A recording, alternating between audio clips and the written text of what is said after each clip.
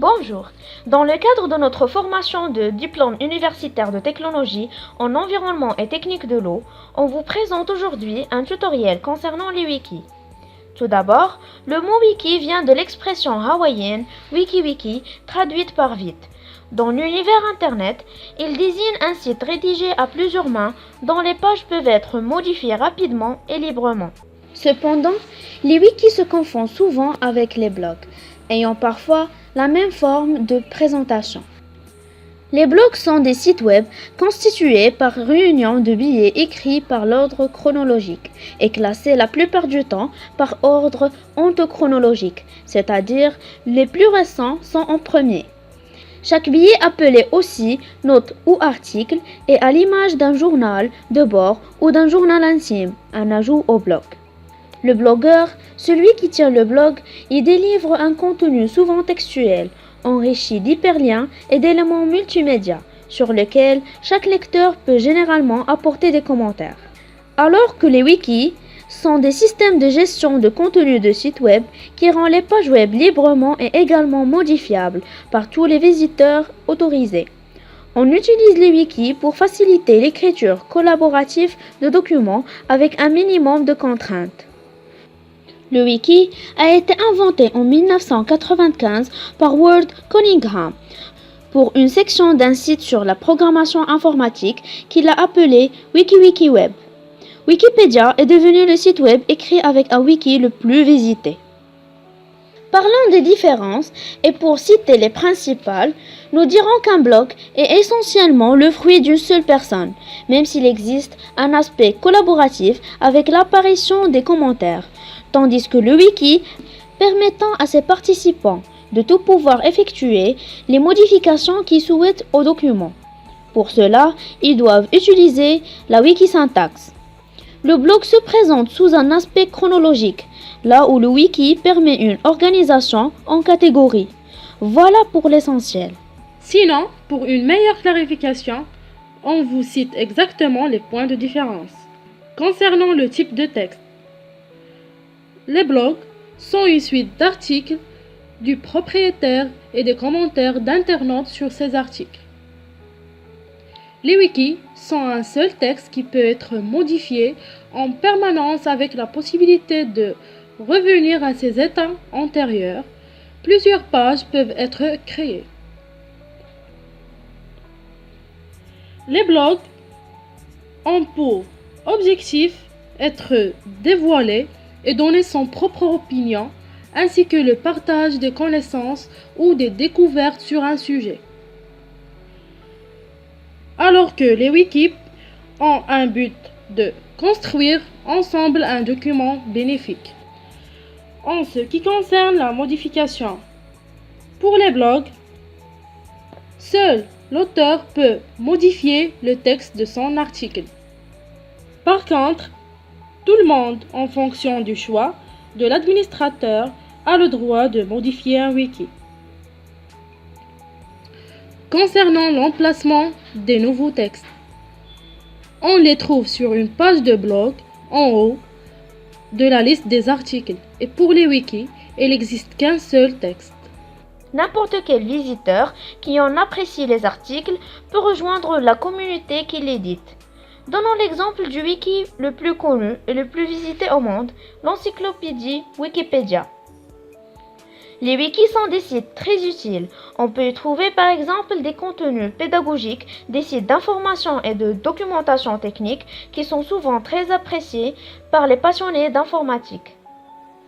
Ils sont caractérisés par la possibilité de suivre leur évolution et même de revenir à une version précédente, ce qui suppose une gestion administrative du wiki. Dans la plupart des cas, elle est assurée par un comité d'utilisateurs qui contrôle la bonne marche des opérations.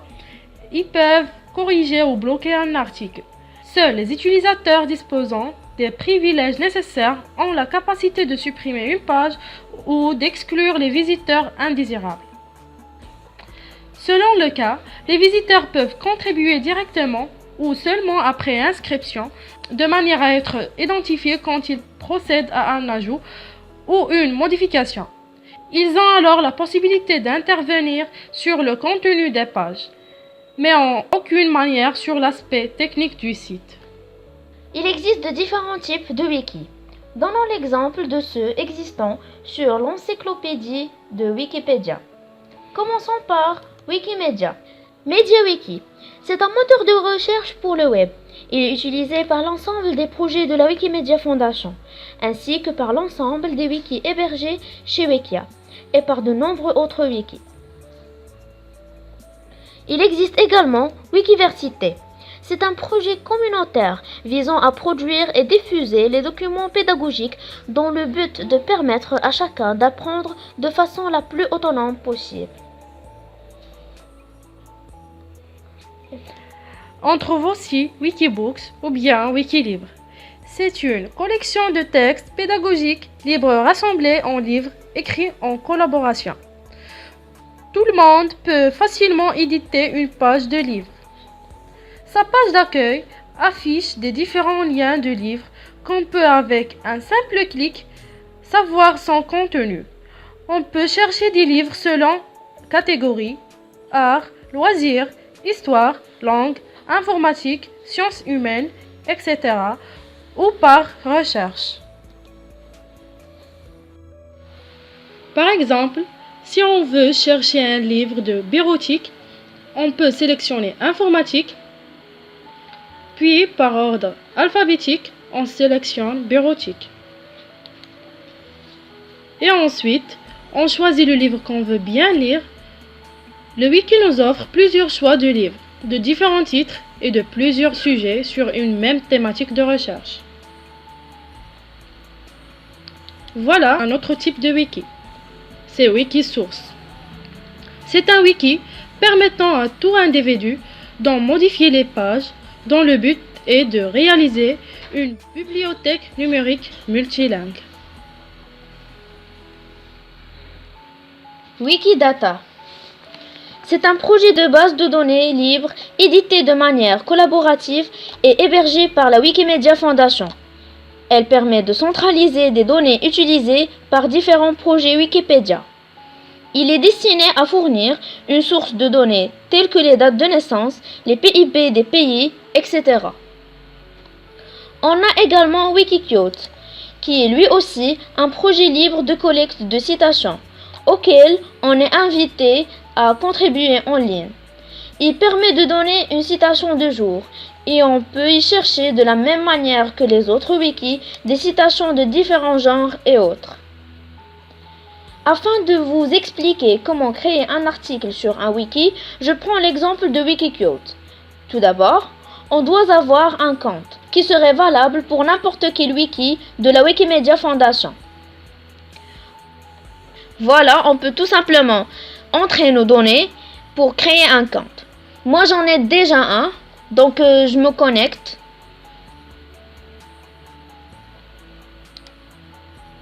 Voilà.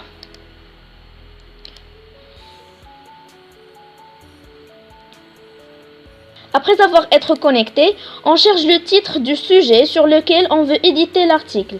Dans ce cas, je tape par exemple The Fault in Our Stars, qui est un bouquin de John Green.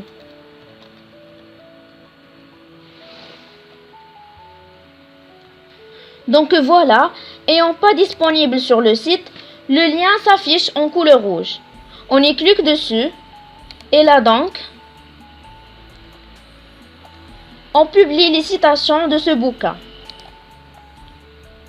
Je prends par exemple une des citations du livre. Voilà.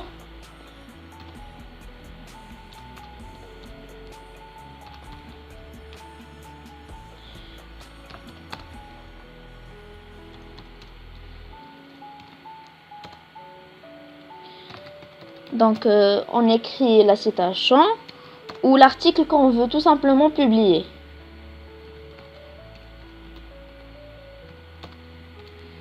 J'écris le nom d'auteur.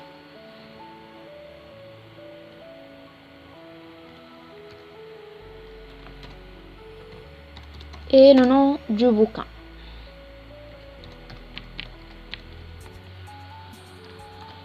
Donc voilà.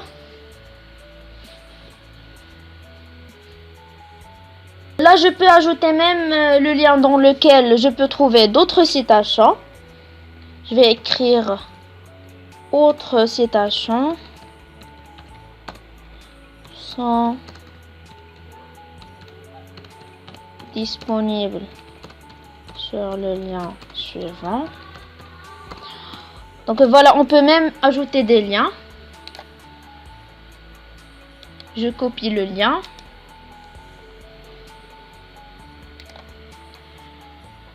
Et je le colle. Voilà. Après, on clique sur Save. Enregistrer. On tape par la suite le code de contrôle de sécurité.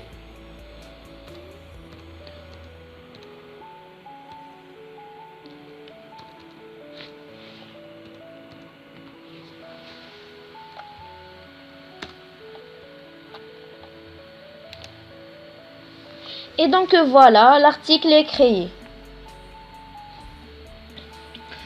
Voilà un autre type de wiki, c'est Wikispaces.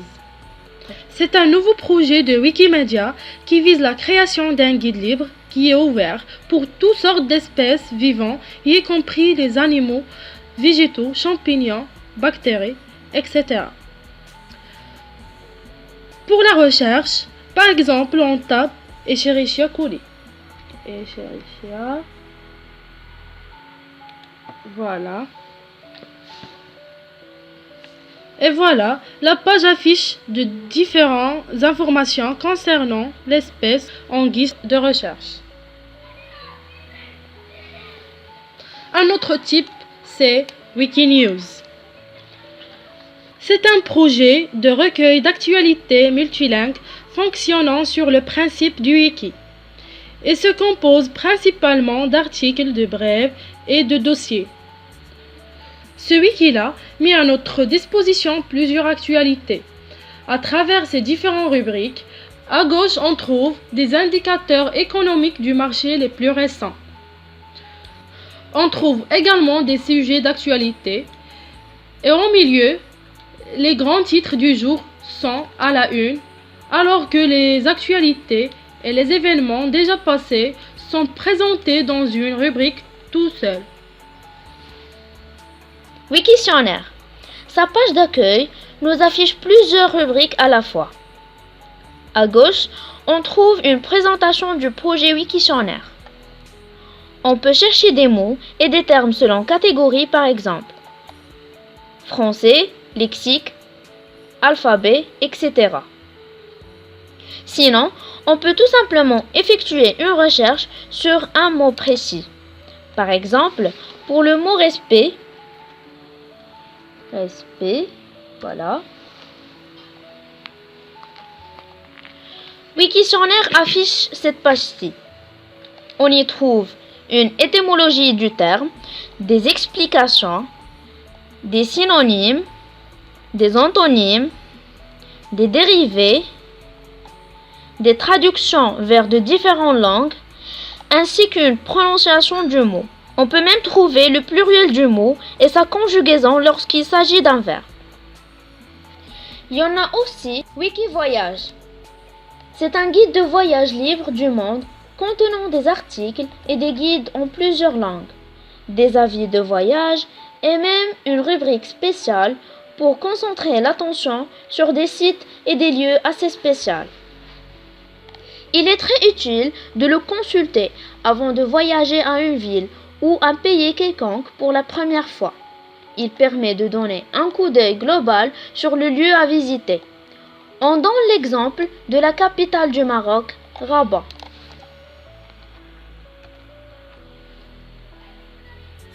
Voilà. Le wiki donc nous renseigne sur des infos de la destination recherchée. Par exemple, sa population, sa densité, la superficie, etc. Sinon, on trouve un petit aperçu de son histoire, des différents moyens de transport et comment se circuler et parfois même le prix du voyage. De plus, le Wikivoyage nous suggère des lieux et des activités à ne pas rater ainsi que d'autres renseignements.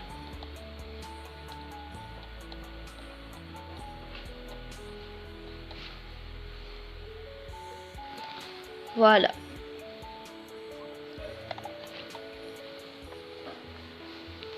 Il existe des wikis autres que ceux de la Wikimedia Foundation, comme ecopedia.org, wikibreast.net, viniswiki.org. L'ensemble de ces wikis a des avantages et des inconvénients. Ces avantages s'illustrent dans facilité à installer et garantissent une prise en main rapide. Chaque sujet est unique et éditable par n'importe quel utilisateur. Publication et validation du contenu est rapide. On peut même imaginer toutes sortes d'applications pour un wiki. Il peut servir de base de connaissances sur un sujet de documentation pour un logiciel ou être utilisé au sein d'une entreprise. Quant aux inconvénients, les wikis nécessitent une connexion Internet parce que c'est pas possible de consulter un wiki en ligne. Les syntaxes des wikis se diffèrent d'un wiki à un autre. Et les informations ne sont pas toujours neutres puisque n'importe qui peut rédiger des articles et y aborder son propre point de vue implicitement. Ainsi remarquable, les wikis n'ont pas beaucoup de contraintes, chose qui favorise leur utilisation afin d'accueillir et de partager l'information. Voilà, c'est là que notre tutoriel prend fin. Espérons qu'il soit intéressant pour vous. Merci et à la prochaine.